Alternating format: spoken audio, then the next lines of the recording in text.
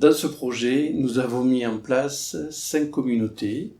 une centrale qui était notre point focal, qui était les familles, la vie de ces familles, leurs témoignages, leur savoir sur la prématurité. Et autour de ces familles, nous avons mis en place donc ces 4 communautés que sont la communauté des professionnels de santé, la communauté des professionnels de l'éducation, la communauté des professionnels du social et ce que nous avons appelé la communauté des lobbies ou des militants, c'est-à-dire les lieux où les familles peuvent se regrouper avec certains professionnels parfois pour faire avancer le savoir sur la prématurité.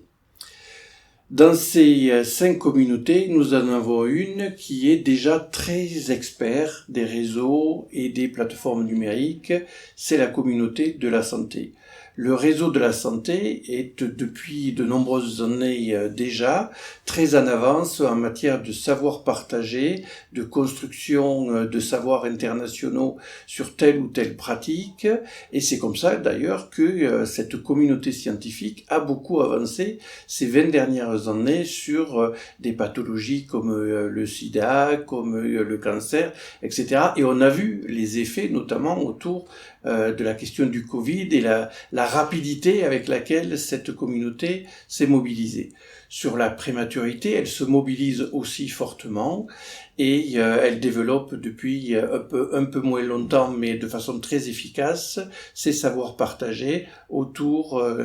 de ces enfants qui naissent avant terme et des soins qui leur sont nécessaires. Les communautés de l'enseignement et du social sont bien plus en retard, pourrait-on dire, sur cette question du numérique. Ils sont encore novices sur certaines pratiques, sur les MOOC, sur les webinaires. Ça commence à prendre forme, mais il y a effectivement un décalage et nous espérons qu'avec ce projet sur cette question de la prématurité se développera aussi un savoir-faire spécifique sur le numérique, les webinaires, les chaînes YouTube, etc. et les MOOC bien évidemment. La communauté des familles, c'est le lieu du recueil de témoignages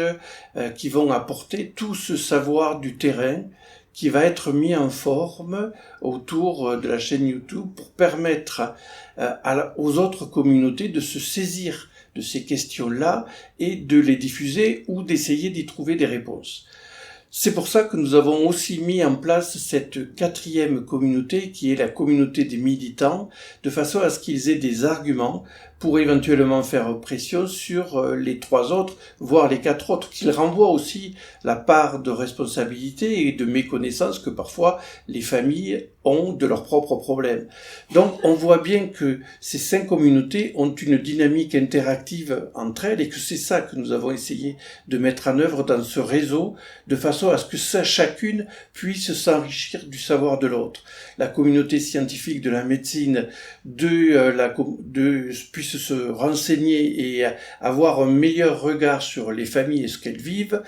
sur les éducateurs et les professionnels du social, pour qu'ils connaissent aussi les réalités de la santé et les réalités des familles, et qu'enfin la communauté des militants puisse, en dehors de partis pris purement idéologiques, se saisir de l'ensemble de ces savoirs pour faire avancer une vision partagée du problème et une résolution surtout des problèmes par le partage de la connaissance.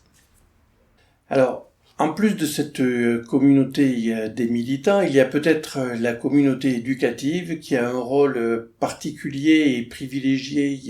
à jouer dans ce système complexe. C'est de récupérer les savoirs des autres pour les transformer en support de formation et les diffuser de façon à améliorer la diffusion de l'information et la création de compétences, puisque c'est bien de cela dont il s'agit, c'est d'arriver à monter en compétences sur ces savoirs partagés, de façon à mieux accompagner et mieux suivre